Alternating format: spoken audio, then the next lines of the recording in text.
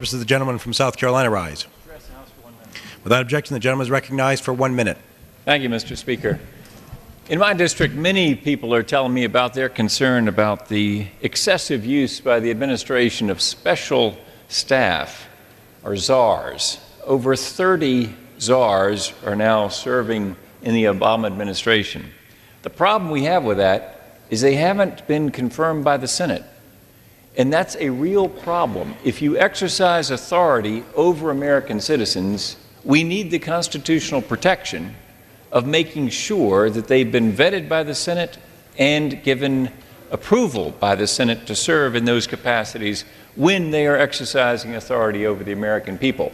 That's why, Mr. Speaker, I urge my colleagues to join me in co-sponsoring the excellent bill by our distinguished colleague from Georgia, Mr. Kingston, the Czar Accountability and Reform Act of 2009. It would cut off funding for these special assistants unless they have the consent of the Senate to serve, the approval of the Senate, the confirmation of the Senate to serve.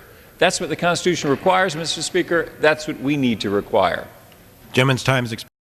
For purposes, the gentleman from Georgia rise. Request permission to address the House in 1 minute revisement, Senator. Without objection, the gentleman is recognized for 1 minute. Thank you, Mr. Speaker. Article 2, Section 2, Clause 2 of the United States Constitution says that the President must seek advice and consent from the U.S. Senate when appointing his principal officers.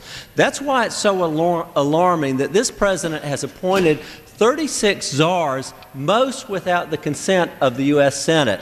It lets people like Van Jones, an admitted communist who came up through a Marxist organization called Storm in Oakland, California, it puts him as a principal advisor of the President of the United States without the Senate having any say-so.